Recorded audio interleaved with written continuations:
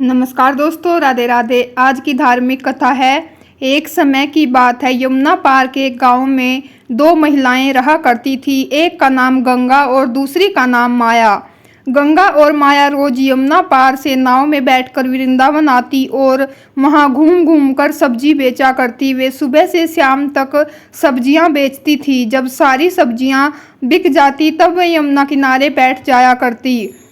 वे दोनों अपने घर से रोटी और मक्खन लाती और पेड़ की छांव में बैठकर भोजन करती। फिर नाव में बैठकर यमुना पार अपने घर लौट जाती। गंगा और माया यमुना पार की थी, लेकिन उन्हें श्री कृष्ण जी के बारे में जानकारी नहीं थी और भक्ति क्या होती है इसका भी कोई ज्ञान नहीं था। वे सिर्फ सब्जी बेचकर गुजारा करना और अपना पेट भरना जानती थी। एक दिन गंगा और माया सब्जी बेचने वृंदावन आई और उस दिन उनकी सब्जियां जल्दी बिक गई। माया ने कहा, अरे बहन गंगा, आज तो हमारी सब्जियां और दिनों से काफ़ी जल्दी बिक गई। गंगा ने भी कहा, हाँ माया, आज तो सच में सब्जियां जल्दी बिक गई। अब देखो सामने मंदिर में कथा हो रही है। माया ने पूछा, अरे बहन, यह कथा क्या होती है? गंगा ने उत्तर दिया, मुझे भी नहीं पता कि कथा क्या होती है, पर लोग कहते हैं कि यह कुछ अच्छा होता है। चलो आज हम भी सुन लेते हैं कि यह क्या है। दोनों मंदिर में कथा सुनने के लिए चली गई और भक्तों के बीच बैठकर कथा सुनने लगी। वहाँ गुरुजी प्रेम पूर्वक भगवान की चर्चा कर रहे थे। वे कह रहे थे कि जिसने भगवान से प्रेम नहीं किया उसका जीवन व्यर्थ है। जिसका प्रेम श्री कृष्ण जी के चरणों में नहीं हुआ उसका जीवन बेकार है। भगवान को प्राप्त करना ही इस मनुष्य जीवन का लक्ष्य है।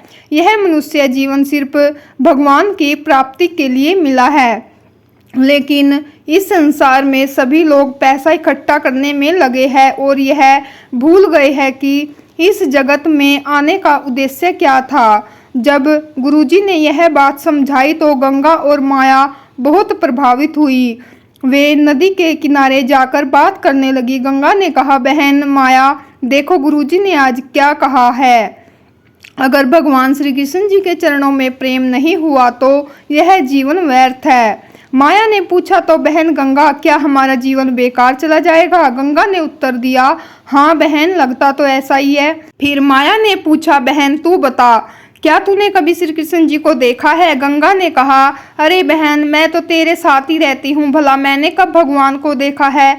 माया ने पूछा, तो बहन यह बता कि भगवान कहाँ मिलेंगे? गंगा और माया आपस में चर्चा कर ही रही थी कि इतने में एक संत वहां से गुजर रहे थे। गंगा ने कहा, देख, ये साधु शायद भगवान के बारे में जानते हैं। वह साधु अपना झोला और सामान यमुना किनारे रखकर स्नान करने लगे। गंगा और माया दोनों यमुना किनारे गई और चुपके से साधु का झोला उठाकर वहां से आने लगी। जब उन्होंने झोले को देखा तो उन्हें उसमें एक डब्बा मिला। जैसे ही उन्होंने डब्बा खोला तो उसमें लड्डू गोपाल जी बैठे थे।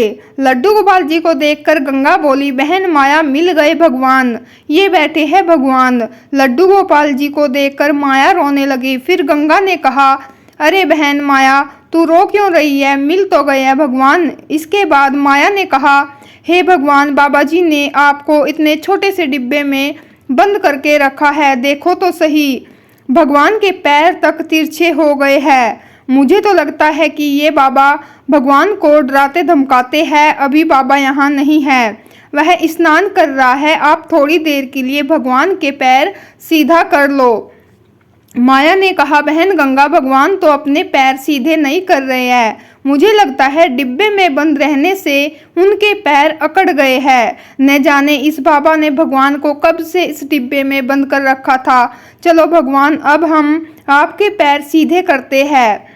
इसके बाद माया ने अपने भोजन की पोटली से मक्खन निकाला और उसे लड्डू गोपाल जी की मालिश करने लगी। जब भगवान ने उन दोनों का इतना प्रेम देखा तो वे उनके सरल और सहज भाव से प्रसन्न हो गए और अपने हाथ पैर सीधे कर लिए। माया ने कहा, देख गंगा, भगवान ने अपने हाथ पैर सीधे कर लिए। फिर माया ने कहा, बहन, वे बहुत भूखे भी होंगे, पता नहीं इस बाबा ने इन्हें खाना खिलाया भी है या नहीं। चलो हम इन्हें खाना खिलाते हैं। गंगा और माया अपने भोजन के लिए लाई हुई रोटी और मक्खन का भोग भगवान जी को लगाने लगी।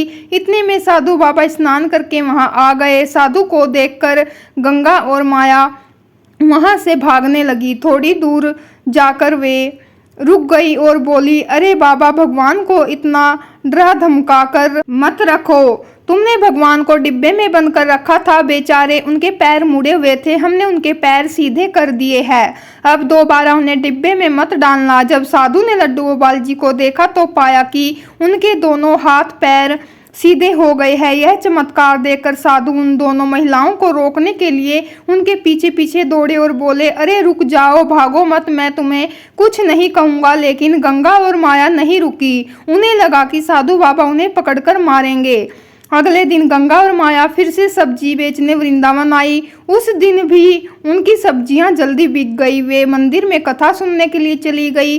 गुरुजी कथा में भगवान के नाम की महिमा समझा रहे थे और कह रहे थे कि यही नाम हमें भवसागर से पार करेगा। कथा सुनने के बाद जब वे घर लौट रही थी, माया बोली, बहन गंगा, तुमने सुना, आज गुरुजी ने कहा कि राधे श्याम का जप करने से भवसागर पार हो जाएगा। गंगा ने कहा, हाँ बहन, अगर हम राधे श्याम का जाप करें तो यमुना भी तो पार कर सकते हैं। माया बोली, सच में बहन, रोज हमें नाव के लिए 1 रुपया देना पड़ता है। अगर हम राधे श्याम का जाप करेंगे तो नाव का किराया भी बचेगा।